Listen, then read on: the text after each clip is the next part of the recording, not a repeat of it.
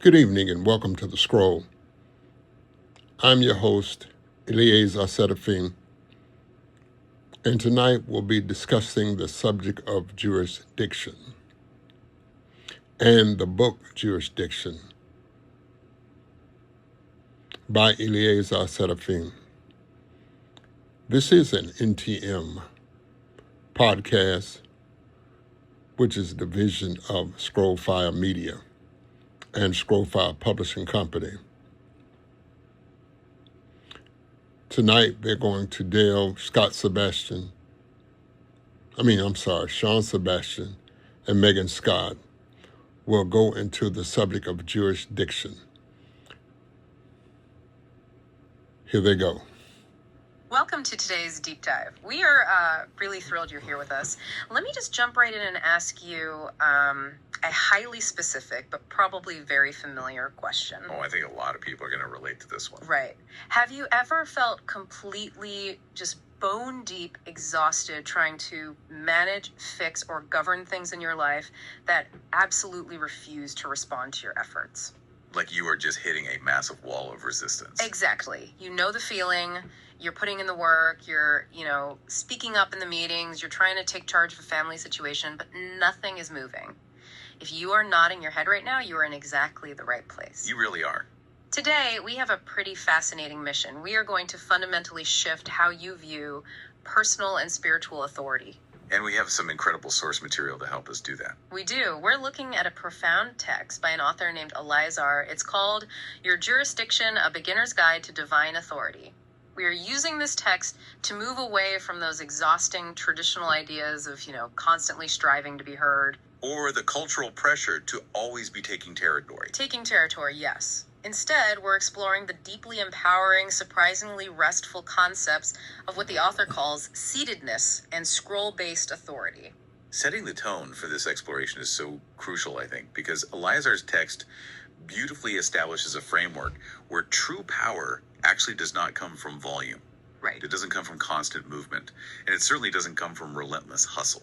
The premise here is that true power and authority come from alignment and stillness. Which is such a relief to hear, honestly. It really is. It's entirely about knowing where you are actually assigned to be and then governing from a place of deep, settled rest rather than frantic activity. Okay, let's unpack this core concept first, because the title of the text uses a word we really need to define. What exactly does Eliezer mean by jurisdiction?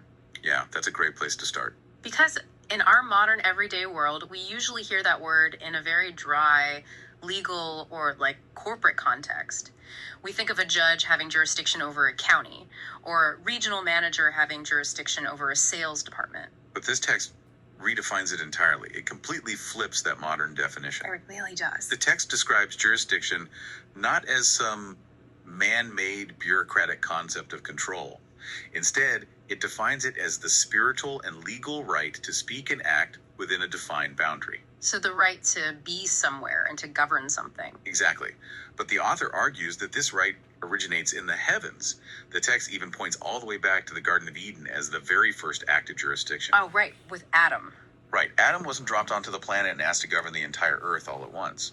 He was placed in a very specific region with incredibly specific boundaries and told to tend to that particular space. And to really grasp how this works, the source material uses this fascinating imagery of a scroll. Can you break down what the author means when they talk about our scroll? What's fascinating here is how the text frames human purpose.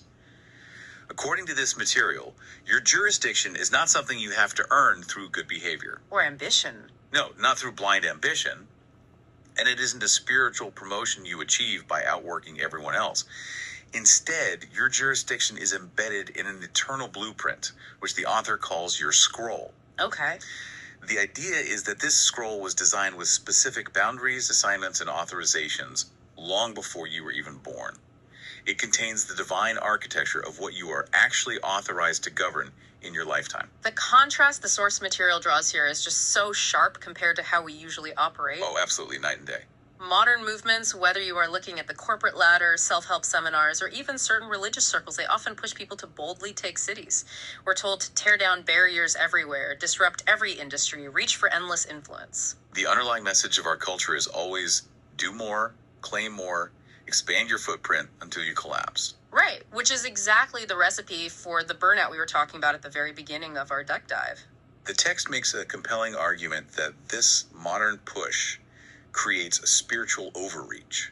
It also leads to a massive amount of mimicry, Mimicry meaning people just copy what looks successful for someone else instead of following their own actual scroll-based design. Jurisdiction, by contrast, is designed to bring rest. And there's that quote from Eleazar that I love. Yes, he puts it beautifully in the text, stating, "When you know what is yours, you stop contending for what is not." When you know what is yours, you stop contending for what is not. Just hearing that makes my shoulders drop an inch. The entire paradigm shifts. You no longer have to fight for territory that was never written in your scroll to begin with. That is such a relieving thought. And this leads us directly into the internal shift that the text says is required to actually walk in this reality. The author calls this shift seatedness. The basic premise being to govern, you must first sit.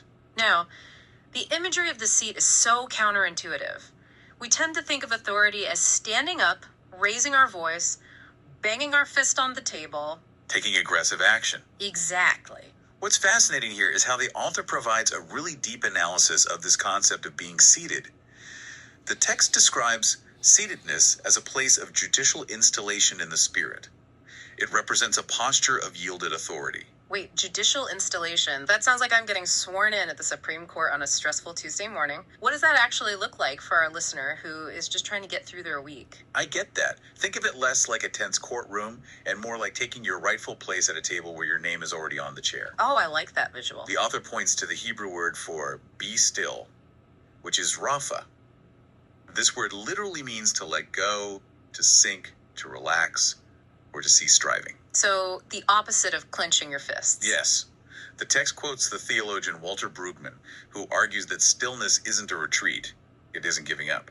Rather, it is the courage to stand in a posture where God must act. So being seated is not passive at all. Not at all. It is an active internal posture of alignment. You are so profoundly settled in your specific jurisdiction that your restraint actually becomes your roar. Yes. And the text uses what is arguably the ultimate example of this with Jesus.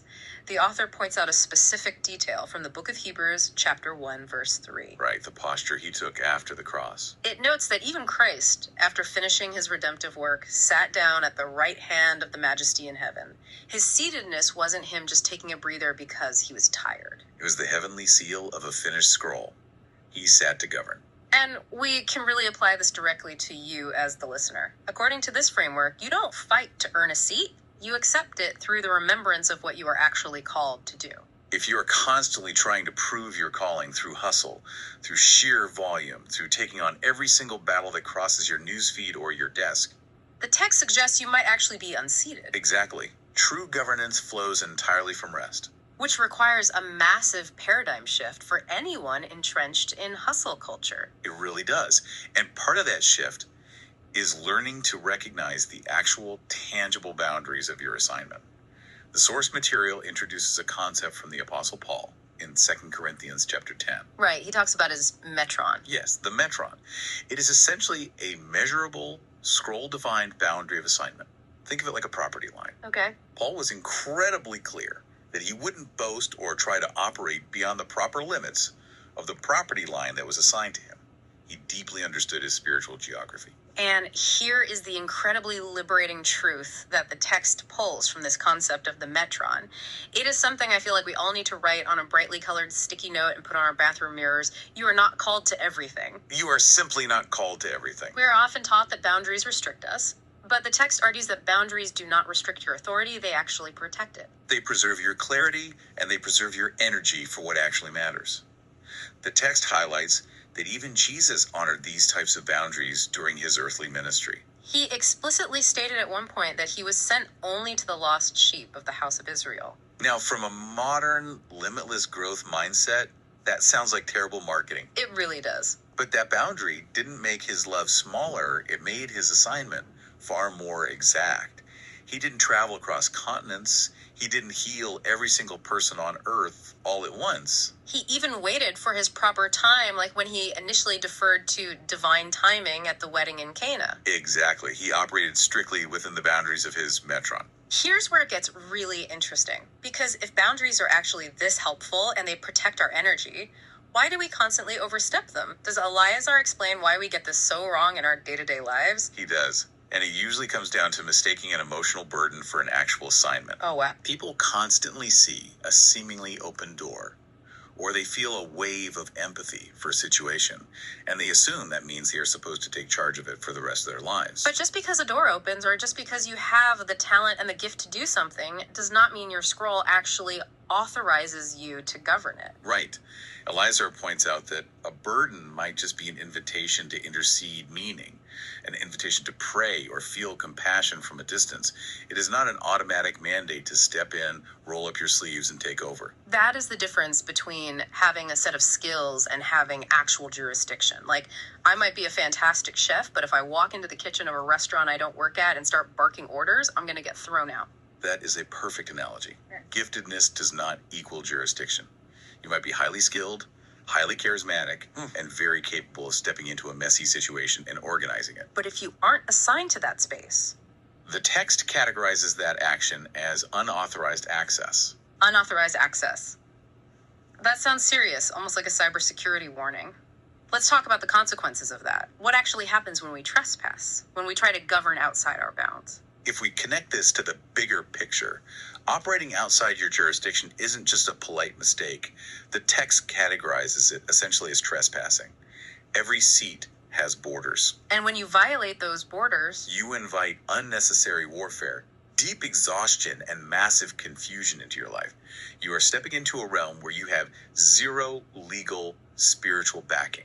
and there's a wild story in the text about this, right? From the book of Acts. It's incredibly cinematic. The story of the sons of Seba in Acts chapter 19, it perfectly illustrates this danger. These were men who tried to cast out evil spirits by borrowing someone else's authority. Right. They basically walk up and say, in the name of Jesus, whom Paul preaches, I command you to come out. So they were trying to use Paul's spiritual Netflix password, and the system completely locked them out. They absolutely were. They were trying to govern a space they weren't seated in, and the Spirit actually responds to them, saying, Jesus I know, and Paul I know about, but who are you? And the situation absolutely backfires on them. The text notes, they flee the house naked and bleeding. Eleazar uses this vivid story to show that demons and spiritual realities in general are fundamentally legalists. They respect jurisdiction, they respect covenant identity. They do not respect volume, they don't care about your charisma, and they certainly do not respect borrowed words from an unseated person. It's a stark warning.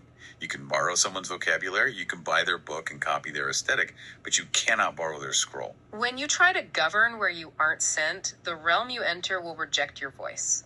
And as we just saw, it might even retaliate. So let's do a quick check-in with you, the listener. Think about your life right now. Are you experiencing constant, unyielding resistance in a specific area? Are you feeling completely drained, facing closed doors that feel like they're made of solid iron? Or maybe you're dealing with constant confusion and pushback when you try to lead or help in a certain situation at work or in your family. According to the framework we're discussing, you might not be under attack in the traditional sense. You might simply be operating outside your authorized scroll. The land or the situation is resisting you because it doesn't recognize your signature of authority. And exploring why things resist us brings up another fascinating dimension of jurisdiction, which is time. Time. The text points out that jurisdiction isn't just spatial. It isn't merely about where you are assigned. It's equally about when you are supposed to move. The author outlines 3 distinct streams of time to help us understand this, right? Yes. The first is chronos. Like chronological, the ticking clock. Precisely. Chronos is linear time. It's our daily schedules, the 9 to 5 grind. Then there's kairos. Okay, Kairos. Kairos is an appointed time, a sudden window of divine intersection. It's that lightning strike moment of opportunity. But the most profound stream, according to the author, is what they call scroll time. Scroll time. I really love that concept. What is the distinction there? Scroll time is the deep, seasonal unfolding of your specific assignment. It happens where your internal readiness meets heaven's judicial calendar. Wow. It is the moment when who you are, where you are, and what you carry all perfectly synchronize. And the text emphasizes a point that is aggressively countercultural. There's jurisdiction in delay. In our modern world, we hate waiting. We see delay as a failure, a block, or a sign that we aren't hustling hard enough. But the text argues that waiting in your seat actually fortifies your authority. When you are governed by scroll time, you don't rush the process. Your release into your assignment isn't delayed, it's simply precise. And as you move through that precise timing, you eventually encounter what the text calls thresholds. Think of thresholds as spiritual and natural doorways. But they aren't just polite open doors inviting you to stroll right through. Right. A threshold is a checkpoint. Think of it like a bouncer at an exclusive club. The bouncer doesn't care how loud you yell or how important you claim to be. They only care if your name is actually on the list. A threshold tests your legitimacy before you enter a new realm. It measures your actual authority. This naturally raises a very practical question for the reader. How do you know if a threshold is actually yours to cross? The text says you know an environment is yours not just because a door happens to be open, but by how the land and the atmosphere organically respond to your presence. When you approach a threshold that is truly within your jurisdiction, you don't have to force it. The environment shifts. People or realms begin to acknowledge your authority without you having to strive, manipulate, or prove yourself. The resistance naturally drops and there's a flow. Conversely, if you hit a threshold and there is only endless confusion, if the atmosphere absolutely refuses to yield and your authority feels totally ineffective no matter what you do. It might just mean that threshold isn't yours. Or connecting it back to scroll time, at least not yet. And this leads to a very calm but very firm warning from the text regarding what to do once you finally find your actual jurisdiction. The instruction is incredibly simple. Remain. Eliza writes, do not trade precision for promotion. That is a vital insight. It is so incredibly easy to be lured away from your specific, perfect assignment by the promise of a bigger platform. You could be distracted by flattery or by the sheer overwhelming desire to step in and fix everything you see broken around you. The text cautions that what you build outside your scroll will not survive. Legacy is built by remaining aligned. You have to stay seated even when you are misunderstood, and especially when human pressure is demanding that you take action outside of your timing. Absolutely. So what does this all mean for us today? Let's summarize this journey we've been on. We've seen that, according to Lazar's fascinating framework, true authority isn't about volume. It isn't about taking over every room you walk into or exhausting yourself trying to govern, manage, and fix everything and everyone around you. It is entirely about discovering your specific scroll, the unique architectural blueprint of your assignment. It's about honoring your metron, those beautiful protective property lines of what you are actually called to do. And most importantly, it's about allowing your power to flow from that restful, quiet place of being seated. Eliezer leaves the reader with a really profound encouragement here. He argues that you do not need another manta. You do not need a louder voice to be heard, and you certainly do not need a bigger platform to be effective. According to this text, you just need to remember what was written for you and sit in it. When you govern from that place of deep scroll-based alignment, your silence can actually be more powerful than 1,000 unseated declarations. That is such a powerful thought to anchor on. We really hope this deep dive has given you a brand new lens through which to view your energy, your daily assignments, and your internal peace. It is definitely a perspective shifter. And as we wrap up, we want to leave you with one final lingering thought to mull over on your own as you go about the rest of your day. Think about the biggest struggle or conflict in your life right now. That one thing that is keeping you up at night, draining your energy. The thing you just can't seem to conquer no matter how many books you read.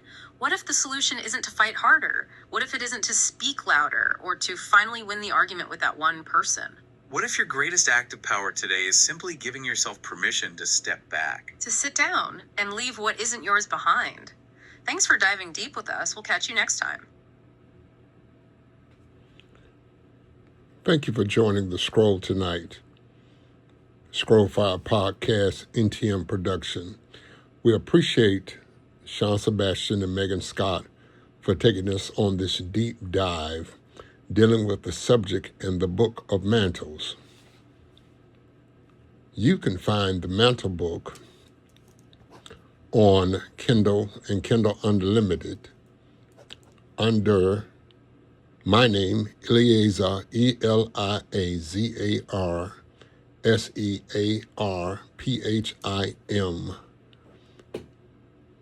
and other books that are connected to the Seated series. You can also find other podcasts on YouTube at Scroll Fire Publishing and on Spotify at Scroll Fire Podcast. Once again, we appreciate you for joining us. We're signing off. Thank you.